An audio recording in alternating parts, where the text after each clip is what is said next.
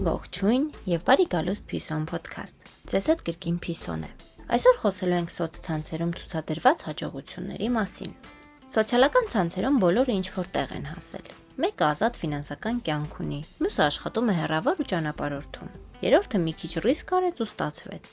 Instagram-յան էջը թերթելիս կարող է թվալ, թե դու միակն ես, ով դեռ փորձում է հասկանալ, ինչն է սխալ անում։ Սոցիալական ցանցերի ֆինանսական հաջողությունը հիմնականում չի ապրում իրական ժամանակում։ Այն հավաքագրված պահերի շարք է, ճիշտ լուսավորությամբ, ճիշտ բառերով ու ճիշտ լռություններով։ Չես տեսնում վարկը, որը մնացել է կադրից դուրս, չես տեսնում անհաջող փորձերը, փակված նախագծերը կամ այն ամիսները, երբ ամեն ինչ լավ է գրառման հետևում իրականում լարված հաշվարկ կա։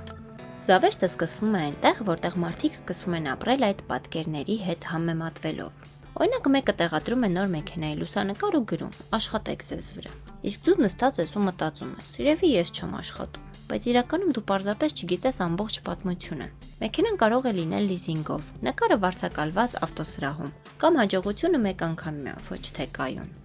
Մեկ այլ տարածված պատկեր է արագ հաջողության պատմությունը։ Երեք սովորական մարդ էր այսօր ֆինանսական խորհրդատու։ Գրառումը կարդալիս թվում է, թե ամեն ինչ պարզ է, մի քայլ, մի որոշում ու կյանքը փոխվում է, բայց այն ինչ չի երևում, տարիների փորձն է կամ հակառակը, այն փաստը, որ պատմությունը դեռևս կես ճանապարհին է, պարզապես արդեն հրապարակվել է։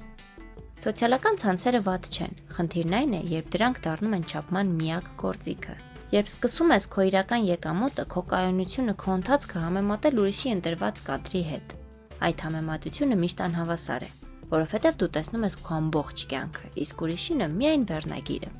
Կեղծ ֆինանսական հաջողությունը վտանգավոր է ոչ նրանով, որ մարդիկ գեղեցիկ են ապրում, այլ նրանով, որ այն ստեղծում է շտապելու զգացում։ Սկսում ես մտածել պետք է արագ հասնել, արագ ունենալ, արագ ցուցադրել, իսկ ֆինանսների մեջ շտապելը գրեթե միշտ թանկ է արժենում։ Իրական հաջողությունը հազվադեպ է աղմկոտ, այն ավելի շատ հիշեցնում է կարգ ու կանոն, ոչ թե վառ լուսանկար, ավելի քիչ ցուցադրություն, ավելի շատ վերահսկում։ Եվ ամենակարևորը, այն չի պահանջում ապացուցել ինչ-որ մեկին, որ դու արդեն հասել ես։ Իսկ ձեզ հետ Փիսոներ, ես ձեզ շատ եմ սիրում։ Կհանդիպենք հաջորդ անգամ։